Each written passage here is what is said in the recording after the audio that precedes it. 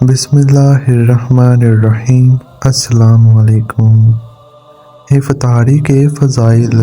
سحری کی طرح افطاری بھی ایک سنت اور عبادت کا عمل ہے جس میں برکتیں اور رحمتیں رکھی گئی ہیں۔ اللہ تعالیٰ اس وقت میں بندوں کی مغفرت فرماتے ہیں، دعائیں قبول ہوتی ہیں اور جہنم سے لوگوں کی گردنیں آزاد کی جاتی ہیں، اس لیے اس اہم وقت کی بڑی قدر کرنی چاہیے۔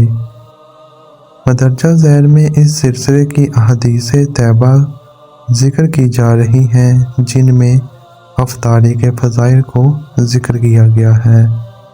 افطاری کے وقت دعا قبول ہونا۔ نبی کریم صلی اللہ علیہ وآلہ وسلم کا ارشاد ہے، افطار کے وقت روزے دار کی دعا قبول ہوتی ہے۔ حضرت عبداللہ بن عمر رضی اللہ تعالیٰ عنہ کے بارے میں آتا ہے کہ وہ افطار کے وقت اپنے اہل و عیال کو لے کر دعا کیا کرتے تھے۔ حضرت عبداللہ بن مسعود رضی اللہ تعالیٰ عنہ سے مروی ہے کہ نبی کریم صلی اللہ علیہ وآلہ وسلم کا ارشاد ہے، روزے دار کے لیے اس کے روزہ کھولنے کے وقت ایک مقبول دعا ہوتی ہے جو رد نہیں کی جاتی۔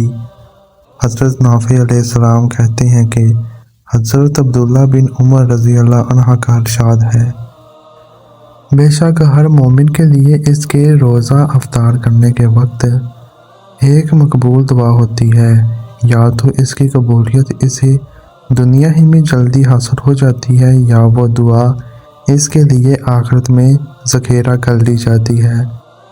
افطاری کے وقت سرور و فرحت کا حاصل ہونا۔ حدیث میں ہے، نبی کریم صلی اللہ علیہ وآلہ وسلم نے ارشاد فرمایا، روزے دار کے لیے دو خوشیاں ہیں، ایک وہ خوشی جو اس کو افطار کے وقت ملتی ہے اور دوسری وہ خوشی جو اسے اپنے رب سے ملاقات کے وقت حاصل ہوگی۔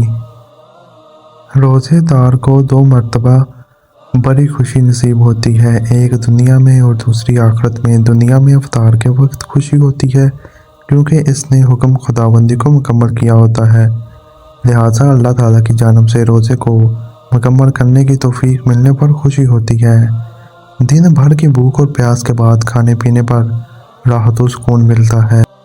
اللہ تعالیٰ کی جانب سے اجر و ثواب حاصل ہونے پر سرور حاصل ہوتا ہے۔ نیز افطار کے وقت دعا کے مقبول ہونے پر مومن کو خوشی ہوتی ہے اور روزے دار کو آخرت میں خوشی اس وقت حاصل ہوگی جب اللہ تعالیٰ کی جانب سے ملاقات کے وقت اس کو روزے کا بے پناہ اجر و ثواب حاصل ہوگا۔ افطاری کے وقت باکثرت لوگوں کی جہنم سے نجات۔ حضرت ابو امامہ رضی اللہ عنہ فرماتے ہیں کہ نبی کریم صلی اللہ علیہ وآلہ وسلم نے ارشاد فرمایا، بے شک اللہ تعالیٰ کی جانب سے ہر افطاری کے وقت جہنم سے لوگوں کو آزاد کیا جاتا ہے۔